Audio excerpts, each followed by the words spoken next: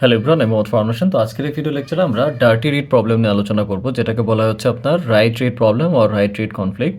তো চলুন শুরু করা যাক। আচ্ছা, তো আপনারা অনেকেই এসকিউএল শেখার আগ্রহ দেখিয়েছেন, আমাকে ইনবক্সও করেছেন। তো সেই ক্ষেত্রে বলে রাখি যে আমি রিসেন্টলি একটা বই লিখেছি মাই এসকিউএলের উপরে, যেখানে এসকিউএলের খুঁটিনাটির যাবতীয় যা যা আছে সব কিছুই আমার এই বইতে কভার করা হয়েছে। বইটির নাম হচ্ছে বাংলায় মাই এসকিউএল। তো আপনি যদি বইটা আপনাদেরকে একটু দেখায়, যে বইতে প্রতিটা টপিকের সাথে এক একটা করে এক্সাম্পল দেওয়া আছে, এবং আমার টিউটোরিয়ালে আমি যেমন ছোট ছোট টেবিল ইউজ করি, এখানেও খুব ছোট ছোট টেবিল ইউজ করে আপনাদের প্রত্যেকটা টপিকে বিস্তারিত আলোচনা করা হয়েছে উইথ এক্সাম্পল। তো আপনাদের কারো যদি এসকিউএল নিয়ে শেখার আগ্রহ থাকে, বা আপনারা যারা একাডেমিকে আছেন, একাডেমিকে অবশ্যই আপনাদের এই কোর্সটি রয়েছে ডেটাবেস ম্যানেজমেন্ট সিস্টেম, সেখানেও কিন্তু আপনাদের এসকিউএল থেকে অনেক কোশ্চেন থাকে এক্সামে। ওকে, তো আপনারা যদি এই কোশ্চেনগুলো দেখেন, এই বইতে যে এক্সাম্পলগুলো সেট করা আছে, এই এক্সাম্পলগুলো যদি আপনারা বুঝে করেন, তাহলে ডেফিনেটলি আপনারা একাডেমিকও ভালো রেজাল্ট করবেন। এছাড়া যখন আপনারা জবে ডেটা সেক্টরে আসবেন, like data analyst, data engineer, এই ধরনের জবগুলোতে যখন আসবেন, যখন ডেটা নিয়ে কাজ করবেন, তখন ডেফিনেটলি আপনাকে এই এসকিউএল জানতে হবে। তো সুতরাং যদি আপনাদের এসকিউএল শেখার আগ্রহ থাকে, তাহলে আপনারা চাইলে আমার এই বইটি ফলো করতে পারেন। এছাড়াও বিভিন্ন প্রজেক্ট তৈরিতেও কিন্তু এসকিউএল এখন ম্যান্ডেটরি। ওকে, তো একটা প্রোগ্রামিং ল্যাঙ্গুয়েজ শেখার পাশাপাশি যদি আপনাদের এসকিউএল নলেজটা থাকে, তাহলে অবশ্যই আপনারা চাকরিতে বেনিফিট পাবেন। ওকে, তো বইয়ের যে মূল্য সেটি হচ্ছে 298 টাকা, কিন্তু এই মুহূর্তে বইটিতে 25% ডিসকাউন্ট চলতেছে, অর্থাৎ আপনারা বইটি পাচ্ছেন অনলি 225 টাকায়, শুধুমাত্র যারা আমার মাধ্যমে বইটি ক্রয় করবেন। এখন বইটি ক্রয় করার জন্য আমি ডেসক্রিপশনে আমার ফেসবুকের পেজ এবং একটি মোবাইল নম্বর দিয়ে দিব। আপনারা চাইলে মোবাইল নম্বরে কন্ট্যাক্ট করেও বইটি অর্ডার করতে পারেন, অথবা ফেসবুক পেজে গিয়ে আমাকে ইনবক্স করলেও হবে। বইটির জন্য কোনো ডেলিভারি চার্জ নেওয়া হবে না, এবং সারা বাংলাদেশে ডেলিভারি ফ্রি।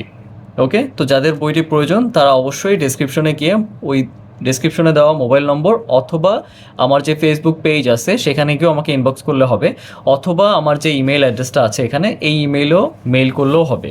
ওকে, তো আমরা জানি যে আমাদের এই ধরনের যে প্রবলেমগুলো, read write, right read, right right, তাই না, এই প্রবলেমগুলো কেন হয়? কারণ প্যারালাল ট্রানজ্যাকশনের ক্ষেত্রে, এবং যখন মাল্টিপল ট্রানজ্যাকশন ডেটাবেজের সেম ডেটাকে রিড রাইট করতে চায়, তখনই আমাদের এই প্রবলেমগুলো হয়ে থাকে। আমরা প্রিভিয়াস যেই লেকচার্সগুলো আছে সেখানেও কিন্তু আমরা এই ইস্যুগুলো নিয়ে আলোচনা করেছি। তো আজকে আমরা আলোচনা করব রাইট রিড কনফ্লিক্ট নিয়ে।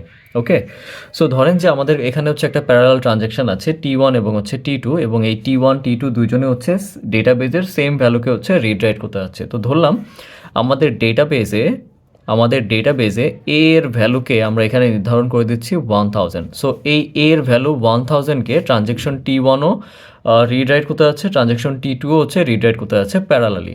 ওকে, যেটাকে আমরা বলছি প্যারালাল ট্রানজ্যাকশন। তাহলে চলেন প্রথমে ধরলাম যে T1 এক্সিকিউশনের জন্য গেল, এবং T1 প্রথমে কি করতেছে? রিড করতেছে এর ভ্যালুকে, এই ডেটাবেজের এর ভ্যালুকে রিড করতেছে। তার মানে T1 যদি ডেটাবেজের এর ভ্যালুকে রিড করে, তাহলে ও কত রিড করলো? ও আসলে 1000কে রিড করলো, কারণ এর ভ্যালু কত? এর ভ্যালু আছে 1000। আচ্ছা, তো এরপর একটা অপারেশন চলতেছে এখানে, যে এ ইকুয়াল টু এ প্লাস 500। ও কি করতেছে? যে এর ভ্যালু তার সাথে 500কে যোগ করে দিচ্ছে, তাই না? তার মানে এর ভ্যালু 1000 থেকে কত হয়ে যাবে? 1500, রাইট? যেহেতু এখানে 500 অ্যাড করতেছে।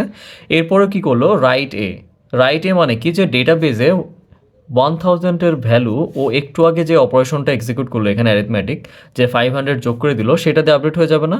তার মানে এখন এর ভ্যালু কত? 1500, রাইট? ডেটাবেজেও রাইট করে দিল না এই লাইনটা যখন এক্সিকিউট হয়ে গেল। ওকে, তার মানে দেখেন T1 এই পর্যন্ত যে এক্সিকিউশন হলো T1-এর, এই এক্সিকিউশনে কিন্তু ডেটাবেজে এর ভ্যালু 1000 থেকে 1500 হয়ে গেছে, রাইট?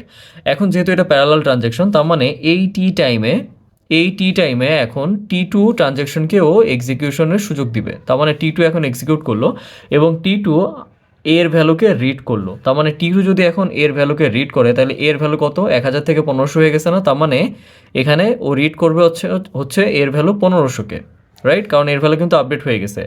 এরপর এখানে কি হচ্ছে? যে T2 ট্রানজ্যাকশনও এর ভ্যালুর সঙ্গে 500 যোগ করতেছে। তার মানে এর ভ্যালু 1500 ছিল, আরও 500 যোগ করার পরে কত হলো? 2000, রাইট? ও কি করতেছে? রাইট করতেছে। তার মানে T2 ট্রানজ্যাকশনও ডেটাবেজে এর ভ্যালুকে আপডেট করতেছে, মানে ডেটাবেজে রাইট করে দিচ্ছে, রাইট? তার মানে রাইট এ মানে কি? 1500 আপডেট হয়ে এখন কত হয়ে যাবে? 2000, কারণ ও তো এখানে 500 অ্যাড করছে, রাইট? তার মানে একদম ফার্স্টে ছিল 1000, 1000 থেকে 1500 করে দিছে হচ্ছে T1 ট্রানজ্যাকশন, দেন T2 ট্রানজ্যাকশন 1500কে 2000 করে দিছে এবং ডেটাবেসে এটাকে রাইট করে দিছে। ওকে, সো এই পর্যন্ত T2 ট্রানজ্যাকশনও ডান, T2 ট্রানজ্যাকশন শেষ।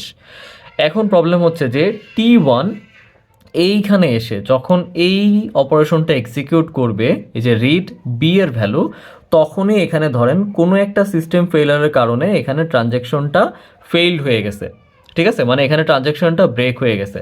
তার মানে আমরা অ্যাসিড প্রপার্টিস নিয়ে যখন আলোচনা করেছিলাম অ্যাসিডের অ্যাটমিসিটি, তখন সেখানে কি বলেছিলাম যে যদি কোনো ট্রানজ্যাকশন যদি ফেইল্ড করে, হ্যাঁ, বা যদি কোনো ট্রানজ্যাকশন ফেইল্ড হয় তাহলে কি হবে, এটা রোল ব্যাক করবে, রাইট? এটা রোল ব্যাক করবে। রোল ব্যাক করবে কই থেকে? আবার শুরু থেকে, তাই না? তার মানে T1 ট্রানজ্যাকশন যেই চেঞ্জেসগুলো করছে সবগুলো আন্ডার হয়ে যাবে, রাইট? মানে আবার পুনরায় ফিরে যাবে সব চেঞ্জেসগুলো। এখানে কোনো চেঞ্জেস মানে টি ওয়ান কি করছিল যে প্রথমে এর ভ্যালুকে রিড করছিল 1000, তাই না? এরপরেও 500 অ্যাড করছিল, কত হয়েছিল? 1500। তার মানে এই যে চেঞ্জেসগুলা, এই যে T1 ট্রানজ্যাকশন যে এক্সিকিউট করলো এই পর্যন্ত মাঝে যেই চেঞ্জেসগুলো করলো, এই সবগুলা পরিবর্তন হয়ে আবার আগের অবস্থায় ফিরে যাবে। তার মানে যেহেতু এখানে ফেইল হয়েছে, ঠিক আছে, ট্রানজ্যাকশন ফেইলার আসছে এখানে, তার মানে এটা রোল ব্যাক হয়ে আবার পুনরায় আগের অবস্থানে ফিরে যাবে। তার মানে ডেটাবেজে এর ভ্যালু যে 2000 ছিল, এটা আসলে 2000 থাকবে না, এটা আবার 1000 হয়ে যাবে, কারণ T1 এর ট্রানজ্যাকশন এখানে ফেইল করছে এবং এটা রোল ব্যাক হয়ে আবার পুনরায় অবস্থায় ফিরে যাবে। ওকে, তাহলে একটা জিনিস খেয়াল করুন যে এই T1 ট্রানজ্যাকশনের ফেইলারের জন্য যদি রোল ব্যাক হয় এবং ডেটাবেজের ভ্যালু যদি আবার পুনরায় ফিরে যায় 1000 যদি ফিরে যায়, তার মানে T2 ট্রানজ্যাকশন যেই কাজটা করলো এখানে, T2 ট্রানজ্যাকশন যেই কাজটা করলো, মানে ও যে চেঞ্জেসটা এখানে অ্যাপ্লাই করলো, এটা তো আসলে একদমই মানে বৃথা, রাইট?